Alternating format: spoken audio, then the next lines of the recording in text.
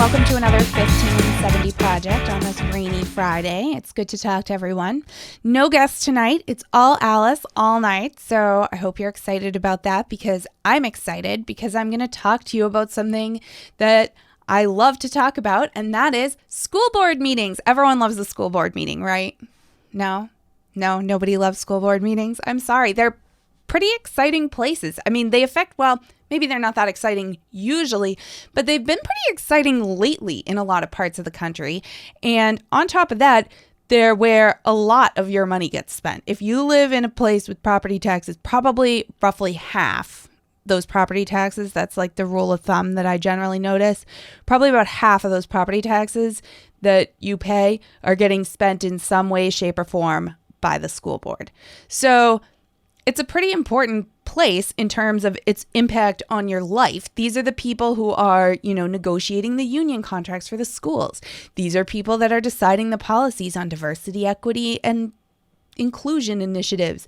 These are the people who are figuring out, what textbooks they're going to buy. I mean, they work with different committees and they work with the teachers. These are the people that hire your superintendents, who hire your principals and hire your teachers. So if you, like me, are getting emails from your school system with, people's pronouns in the email signatures from the elementary school administrators, then, that's something that your school board could have an impact on the policies surrounding that. And that affects your kids. It affects your life. So I think school boards are really, really important. And I'm always hoping that other people will notice how important they are too and decide to get involved in them. Now, lately, we've been seeing more and more of that happening across the country, which is fantastic. First of all, schools' COVID policies have opened up avenues for a lot of parents to see kind of how school districts have been letting them down, how the decisions aren't made by people who have their best interests and their kids' best interest at heart. They're seeing that school districts are controlled by teachers' unions, by unelected administrators that have contracts. They're seeing that schools make policies on the basis of what makes a bunch of union reps happy and not on the basis of what works for families and kids. We've even seen some school districts say back to parents that, we're not here for you. This school district isn't here for you. This school district is here for us. We get to decide how to educate your kids. We're in charge now. And I think there's this sense on the left that school districts are sort of their natural purview. I've worked with a bunch of people running for school board races over the years. And, one of the things you hear is people say like, well, I don't have kids. I don't vote in the school board races. Well, you should. You still should. So people who don't have kids often get told not to run for school board or that they don't belong on school boards or that they shouldn't even vote in the school board race because it doesn't affect them. Well, again, like I said, there's that tiny issue where a lot of us are spending a lot of our money to support the schools, even if we're not actually sending kids to them at the moment. And especially families that opt to homeschool or do private school, we're not only paying all the property taxes, but we're in effect doing the school district a favor by continuing to pay the property taxes and not costing them anything to educate our kids. So they're getting a double payout when it comes to parents who live in town who aren't sending their kids into the public schools. Now, that's my reasoning on why everyone should care about school boards. On top of that, you'll hear people saying that you shouldn't be on the school board if you don't think we should be investing more money in education, that the only people who really belong on school boards are those who want to advocate to spend more money on the schools. Well, that's not how it works either. The town has a whole bunch of people in it. Anybody gets to run for school board, and you can have whatever opinion you want. You can have the opinion that we shouldn't be spending more money on schools. You can be of the opinion that we spend way too much money on schools, that the school administration is bloated and we need to cut it back. That can be your opinion too. And you also, I'm telling you, you belong on the school board too, because there are a lot of people in town whose views I'm sure you also represent. It doesn't just have to be people who want to spend more of your money. It doesn't just have to be, although a lot of liberals think that that is who belongs on school boards, is, people who like teachers unions, people who think a lot more money should be spent on education, and people who think that, we need more diversity, equity, and inclusion initiatives in our schools, and Columbus was really bad. That's who the left thinks deep down belongs on their school boards. Now, they're a little upset. They're a little upset because they're sensing something in the air that maybe some people don't like how they're running the schools. It kind of all goes back. It started with COVID. The schools wouldn't open. They wouldn't open. They wouldn't open. They would maybe open a little bit, but your kid had to wear a mask, and they had to sit yards away from every other kid, and they couldn't move around the classroom, and they had to wear masks at recess and every other thing. Now, who was making these decisions?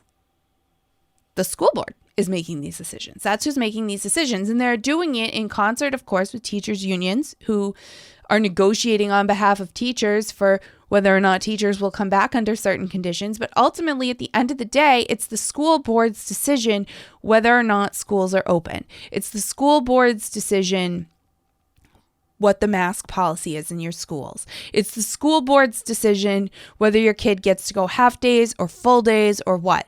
And a lot of parents started to be pretty unhappy with the decisions that were being made. At first, it seemed reasonable, right? 2 weeks. Okay, we can take 2 weeks off school to protect vulnerable people. We can wear masks if that helps.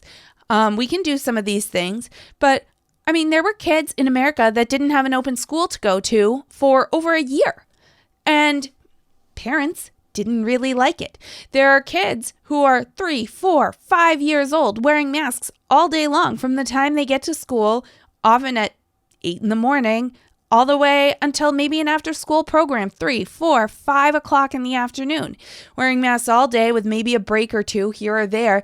In our school district, kids were wearing masks at recess until the state lifted regulations to say that kids could be outside at recess and not have to wear a mask. It's really wild how far these restrictions went. And some parents started to show up in school districts and complain about masks. Then there came some other kind of unpopular policies going on. The Biden administration, the Department of Education changed the guidance around transgender students in school, around pronoun use, around name use, around notifying parents if a child decides to change gender identities at school, around which bathrooms and locker rooms to use, around which sports kids can play. And schools started to adopt these policies, and a lot of families didn't like them. They're the ones paying for the schools. They're the ones sending their kids to the schools. They want some say in these policies. Then in comes critical race theory. Critical race theory was great. Everyone loved critical race theory until some people started not to like critical race theory so much. Critical race theory, of course, is the idea that it's not necessarily individual hatred and bigotry that drives oppression of Black people in America and other minorities too, but it's actually systems of white supremacy and violence and racist ideologies that are holding Black people down, and that white people actually participate in these systems whether or not they think they're racist. And so white people need to feel guilty about this, the fact that they participate in these systems that are violent to Black people. This is the critical race theory talking points. And they need to turn around and do things to dismantle these systems. We had the whole Black Lives Matter reckoning last summer. We had Robin DiAngelo's book, White Fragility, flying off the shelves about the ways that white people need to address their inner racism to help dismantle systems of oppression. We have Ibram X. Kendi getting tens of thousands of dollars to consult with school districts. He was just at the American Federation of Teachers event. They bought a ton of his books to give to middle school and high school students. Now, he'll tell you, Ibram X. Kendi, that he's not a critical race theorist, but he's happy to espouse all the views of critical race theory. So, some states decided to take things into their own hands, decided to move forward with laws that wouldn't let you teach kids they should feel bad about the color of their skin, that wouldn't let you teach kids that the color of their skin is a defining aspect of who they are that determines how far they'll get in life. I personally wouldn't think that would be controversial in 2021, that we shouldn't teach kids to be racist. I think that would, fall under the category of things we'd moved away from by now, but no. And in states that didn't have these laws, you see parents showing up at school board meetings and saying, we don't want these policies. We don't want these books being taught in our schools. We don't want these ideas being taught in our schools. We don't want you sitting here and telling little white kids that they're holding Black people down and they need to step aside and move out of the way and feel guilty and renounce their whiteness in order to allow Black students to achieve their potential. And on the flip side of that, parents don't want the school district telling little Black kids that there are these huge insurmountable systems holding them back, and any problems that they have are because they're Black and white people are holding them down. This is not a recipe for a healthy society. This is not a recipe for healthy communities. This is not what people want their kids learning. And just like, I'm a Christian. You guys know this. I love Jesus Christ, and I believe that he died on the cross for me to resurrect all of us in the kingdom of heaven. However, a lot of people probably wouldn't want that taught in schools. So just like I believe that, and that's my religious ideology, but I understand that we don't teach everyone that in school. The people who espouse this dangerous, crazy, critical race theory cult need to understand that they can have religious experiences renouncing their whiteness or being baptized at the martyrdom of George Floyd or whatever it is that they do in their religion. But I don't need you in my school system teaching my kids that, because the idea that there's something out here called whiteness that systemically benefits all white people and is like this force that's in the air holding Black people down, that's a religious belief. I'm sorry, but it is. If you want to talk about laws, if you want to talk about, say how licensing laws that force people who do hair to do hours and hours of training in order to do hair braiding and become a hairdresser, that holds Black people back because they're not able to get jobs doing that, and you want to say we want to reform these licensing laws, I'm all for that. Let's have conversations about laws that are unfairly enforced on Black people. Let's have a conversation about the fact that Eric Garner in New York was killed because he was selling a single cigarette. I mean, that's ridiculous. That's a law that shouldn't even be on the books. I'm with you there 100%. Is that systemic racism? I don't know if it's systemic racism. I think the people who passed that law in New York are probably pretty liberal. So anyway, the people that espouse critical race theory are not interested in real solutions. They're not interested in, fixing policies that hurt Black people because they feel that there's this underlying whiteness, Blackness, metaphysical dichotomy that's going to continue to exist even if you change the laws, even if you change things. And I think that that's demonstrably false, because if you look at the situation for Black people in America, how it's changed over the last 150, 200 years, you can clearly see that changing laws, changing policies, changing minds about other people, reducing actual real bigotry has had a huge impact on the well-being of Black people in the United States. So I'm totally happy to talk about policy solutions to problems that afflict the Black community more than the white community, because I think there are things like that exist. But I'm not going to sit here and let you tell kids that their whiteness is like this original sin evil that infects them all and hurts everybody around them who's a person of color. I mean, this is the stuff that you see people saying. This is bunk. So just like I'm not going to ask the teachers to teach my religion in the schools, I just ask that the critical race theory religious nuts keep their religion out of the schools. Don't teach it to my kid. That's all.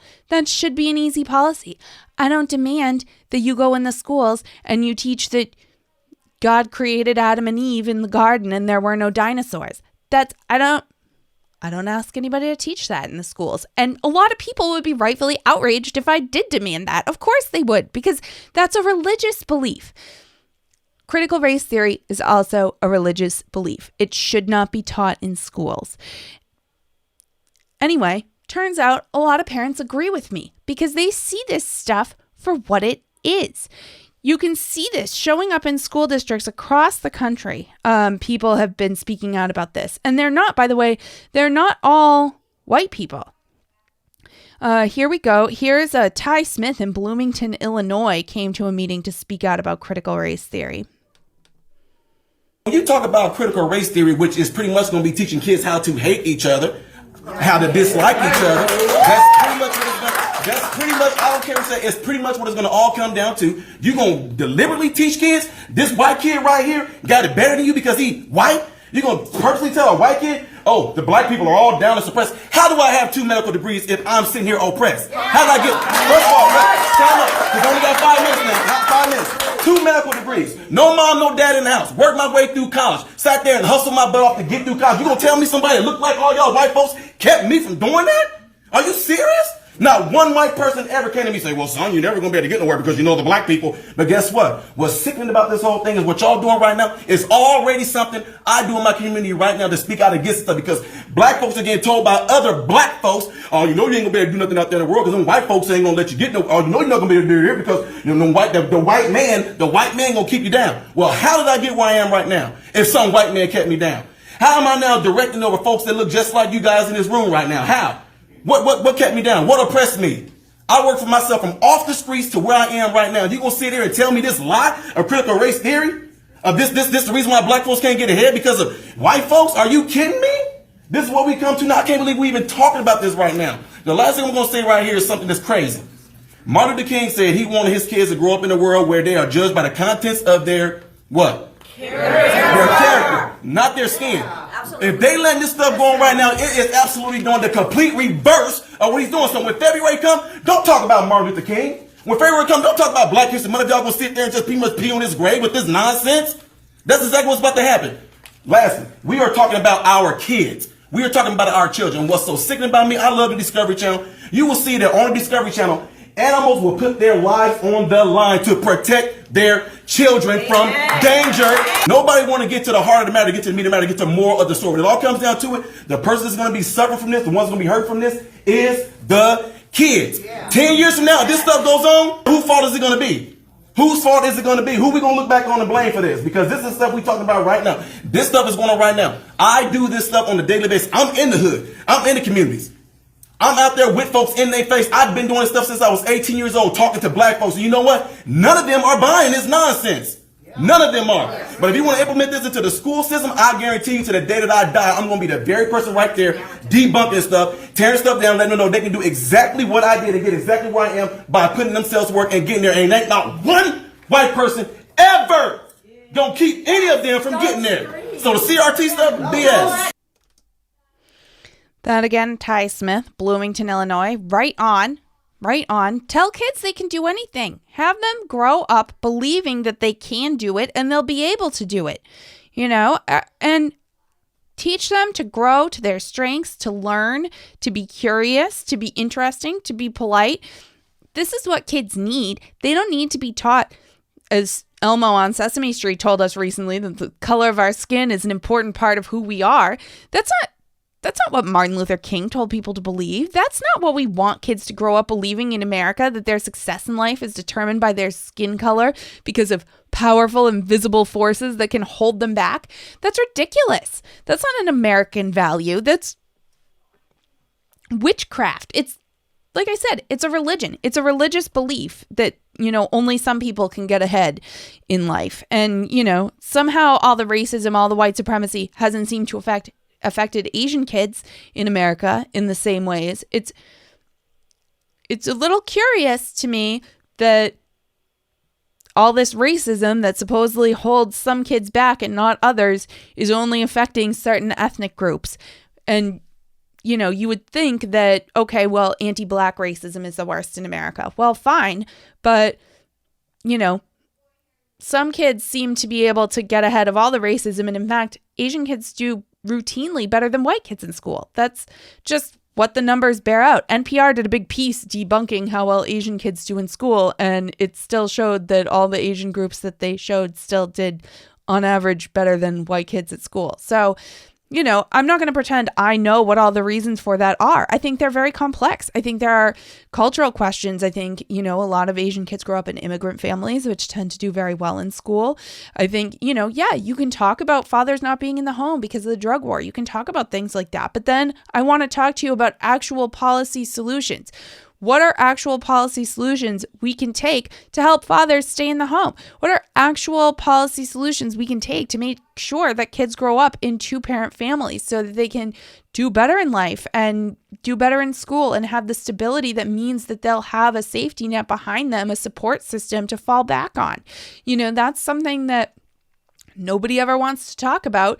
But if you want to talk about that, if you want to talk about real solutions and how we can make things better for Black people in America, instead of sitting here talking to me about, you know, how we need to have kids sign a compact to renounce their whiteness, which is in this stupid book that they're having like 25 something school districts have already been shown to be teaching it in schools. I think it's in 12 different states so far. And that's just the ones that people know about, have leaked to the media. I'm sure it's at even more. This stuff is nuts. It's toxic for our kids, and parents see it. Here's another parent. Here's Ian Rice from Caledonia School District in Michigan. My name is Ian Rice. I've got 2 children here at the Caledonia School District. It's very apparent here by all of the parents that have spoken that this board and the school district is failing. More importantly, I came here to talk about critical race theory.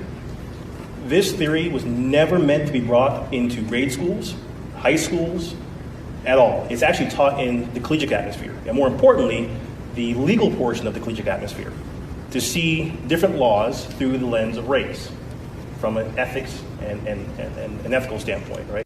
Oh, they don't like that. Using that, oh, it's not even taught in schools. It's only taught in law schools. And is your kid a third-year law student? And they're probably not going to see any critical race theory.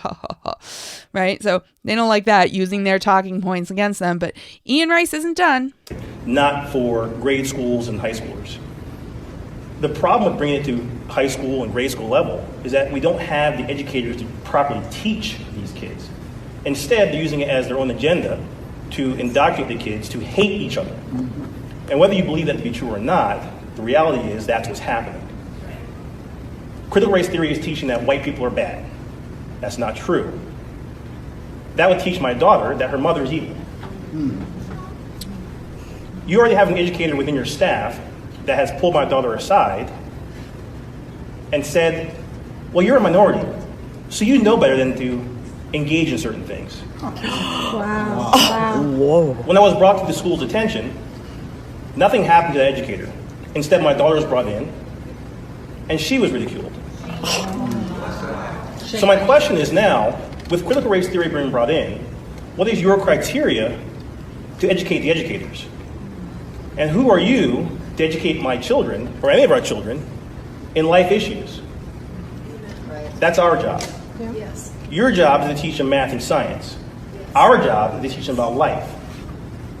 I believe racial issues and tensions across the U.S. are nowhere near what they used to be decades ago. Do we have a long way to go? Sure. Do we still have individuals out there that need to be taught? Absolutely. But I believe the people here don't look at me as a black man. They look at me as a man standing in front of you addressing the issue that we all are very passionate about. Yeah, exactly. That's right, Ian. Thank you. Thank you for saying it, since apparently school boards can't listen to white people saying anything. They can only listen to Black people saying anything about critical race theory, because if you say anything about it and you're white, you must just be a bigot. At least maybe, I don't know, maybe some of them will listen when a Black parent stands up and says this ideology is toxic and it's terrible and it's hurting our kids. So here, more of that. Keep showing up at the school districts. Keep talking about this. But not all the school districts are really that happy about this.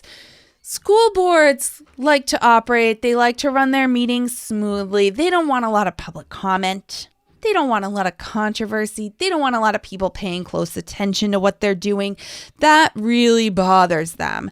So you have situations happening like what happened in Loudoun County earlier this year, a month or two ago. We had Loudoun County where the school board meeting descended into chaos. So they were talking about two specific things at this school board meeting, both critical race theory, and they were talking about the new transgender student policy, which involved mandating that everybody use preferred pronouns and new names and everything for kids.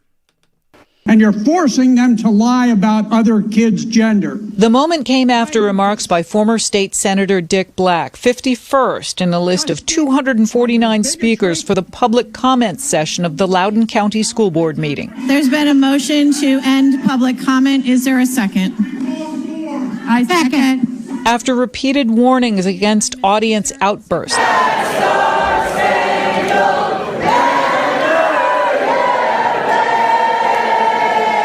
the board voted to end the comments session. Yeah, you got to end the comment session. You can't just have people commenting on what the school board's doing.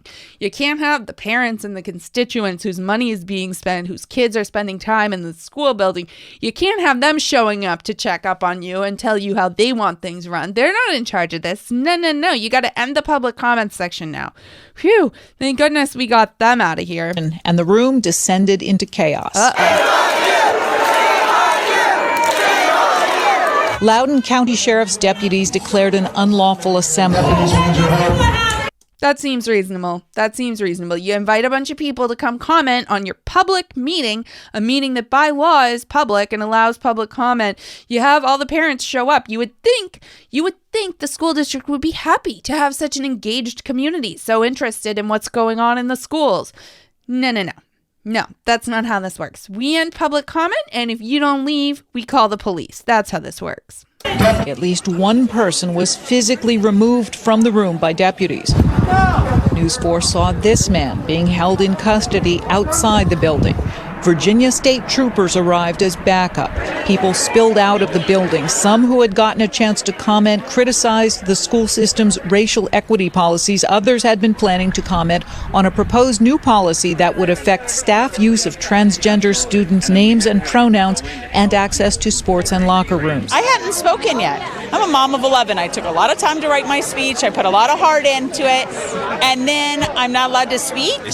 Nope, you're not allowed to speak. You can't sing the Star Spangled Banner. You can't speak. This isn't your school board meeting. I mean, like, what, are you under the impression that you're running the town?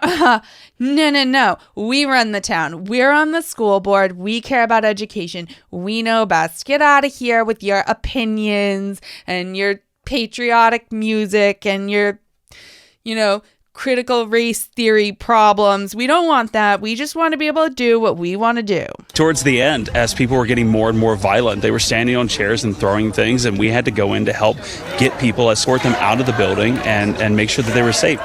Oh yeah, maybe it turns out they don't like when they take the time, maybe got a babysitter to come to a public comment session in a public meeting of their school board that they pay taxes to, that gets to run their kids' education. Maybe they get a little upset when they take time out of their day to come check up on the school board and the school board declares it an unlawful assembly and kicks them all out. Maybe they don't like that. Is that possible?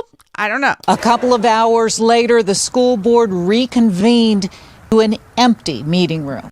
Oh, okay. Phew, solved that problem. Thank goodness. Now that's a school board meeting. That's a school board meeting when you can just lock the public out and do what you need to do without having to hear from all those like pesky parents and taxpayers and people like that. Yeah, keep them out of the school board meetings. Thank heavens. Whew. Lucky Loudoun County School Board. But it turns out that there's a new problem, which is that members of school boards, not everywhere, often in big cities they're appointed, but in a lot of places, school boards, as it turns out, are elected by the public. The people that they just locked out of the school board meeting because they didn't like the policies that the school board was pursuing. That public. They're the ones that get to vote on who's on the school board. So this poses a problem now for the school boards that want to do this stuff, because it could be that those people could vote for someone else when it comes to the next election date. And that's definitely an issue. That's a problem. So, what do you do? It's a scary thought.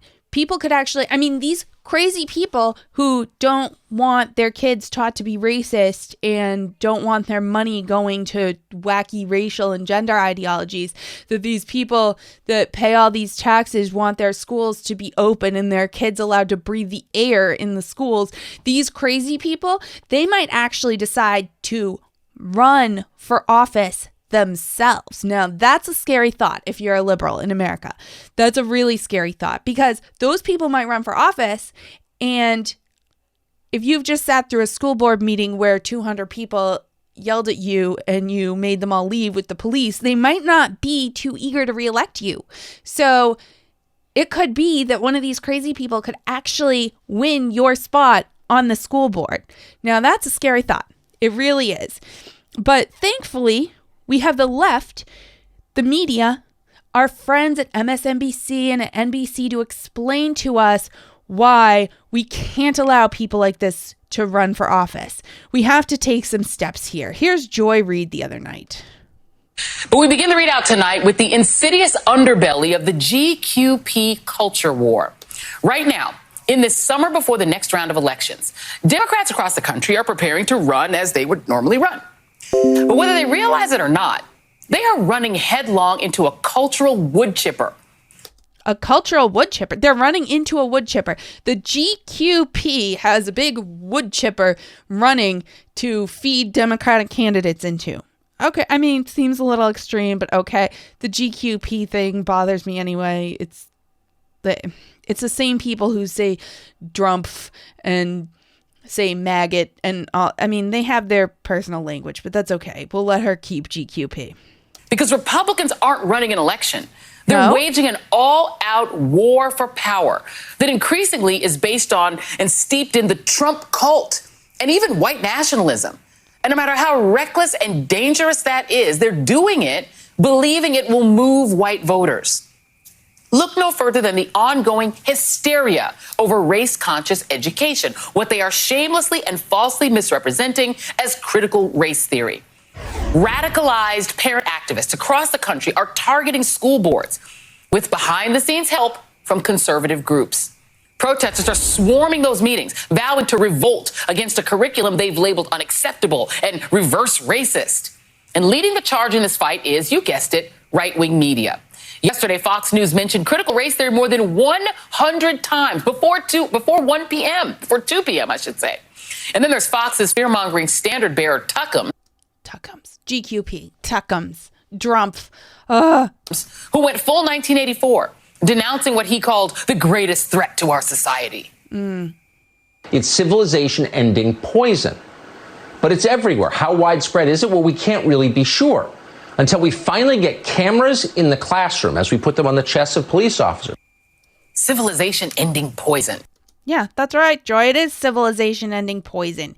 We've seen what happens when we teach kids to be racist in this country, and it didn't work out so well. Haven't you heard about that?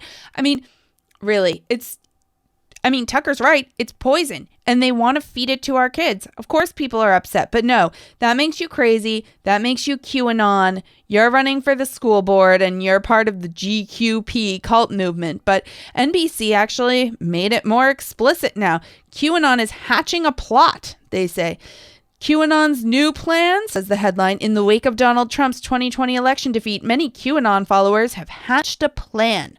Run for school board or local office. Spread the gospel of Q, but don't call it QAnon. So you might be wondering then, how exactly do we know that this is their plan? And how do we know that they're QAnon if they're not saying that they're for QAnon?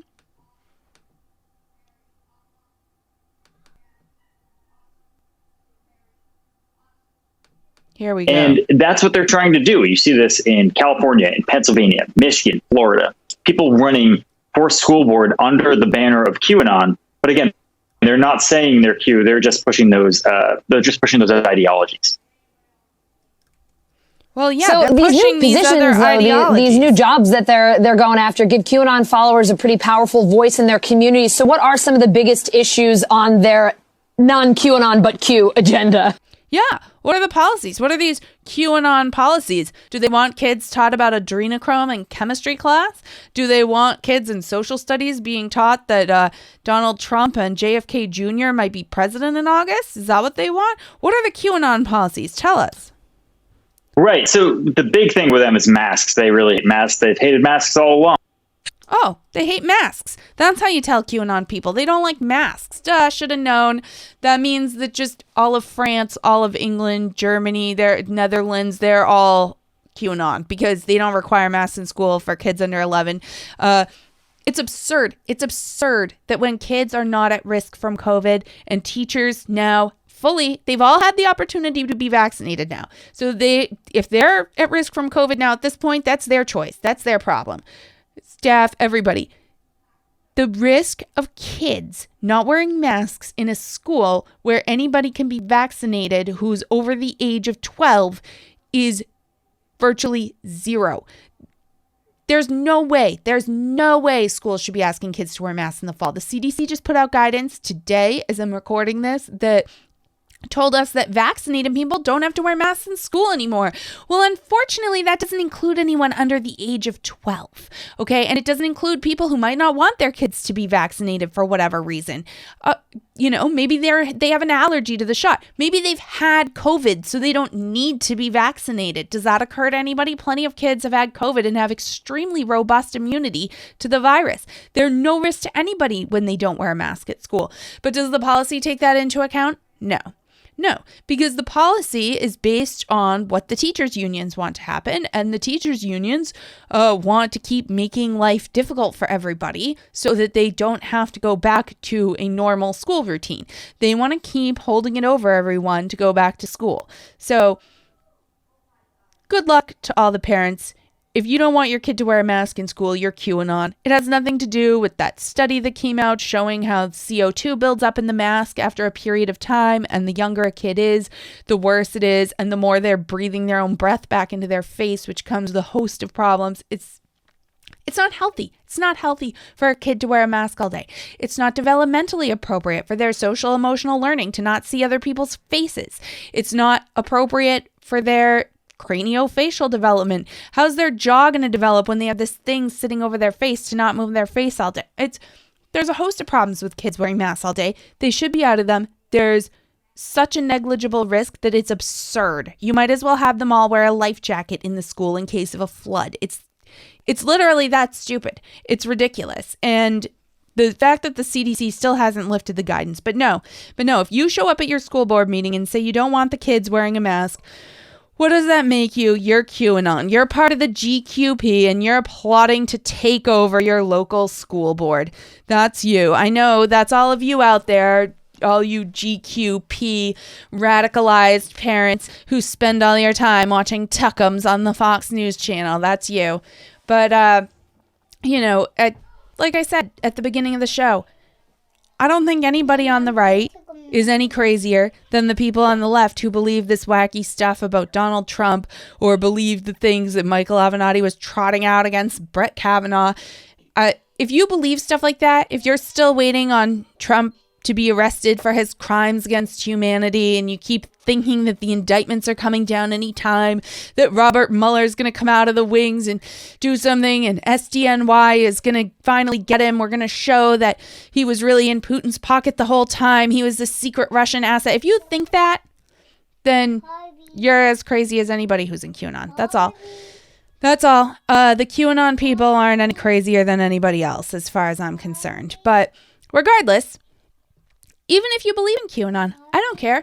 I think if you think that we shouldn't have critical race theory in our schools, if you think that we shouldn't be forcing people to adhere to whatever wacky gender identity and pronouns of the week we're into, if you think that we shouldn't be forcing little kids to wear masks all day long, then I do think you need to seriously consider running for your local school board.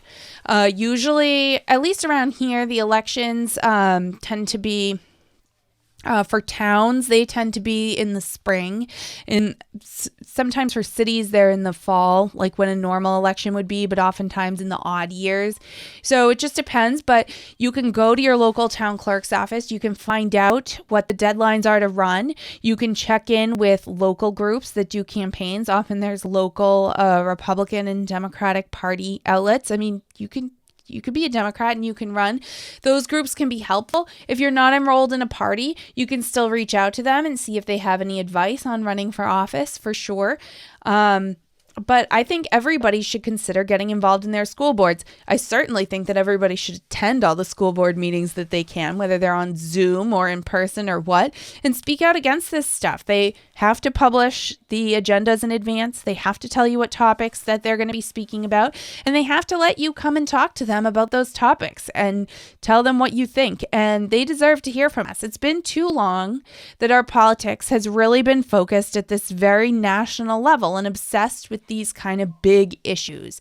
Donald Trump, the White House, the filibuster, the Supreme Court. The truth is that stuff doesn't honestly affect your life as much as what your local school board does. Your local school board has a lot of influence over what your kids are going to be around every day, first of all, and on your wallet. Your local school board is hugely powerful on your everyday existence. So if we could get one thing out of all this, if we could get people to care about school board meetings again and be interested in them and hold these elected officials accountable, even just go watch, just the knowledge that there's people paying attention and watching them and that they're in a public meeting that people are going to see and hold them accountable.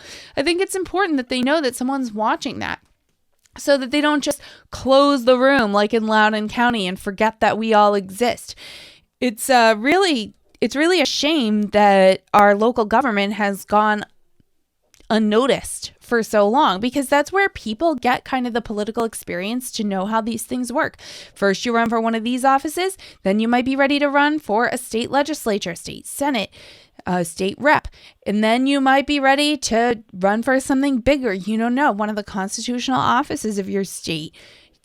Who knows? The sky's the limit, really and truly. But a lot of people start off in school boards, on select boards, on city councils. These are things that matter in communities, and a lot of times, you can get involved and know what you're doing and run for office and have a really big impact. Even if you never go anywhere else besides the school board, you can have an impact on the lives of kids in your community, and you can have an impact for, all the taxpayers in the community, all the people that live in your city or town and maybe even don't have kids in the system. All those people's voices count. They all count. Your voice counts. And I want anybody who's thinking about it, who's frustrated with their school system right now, to try and see if you can figure out ways to get involved and talk to your school board a little bit. Make them know that you're out there and that you're watching them and listening to them. Write them some angry emails. All that stuff is good stuff. So we should start with that. And that's my wisdom for tonight. It's been a fun night. Lots of great school board meetings. It's where all the action happens, right? So I'll leave you with that for tonight, and we'll come back next week. Clouds rolled in and I said, must have brought the rain from Boston. But you looked at me and I felt the sun.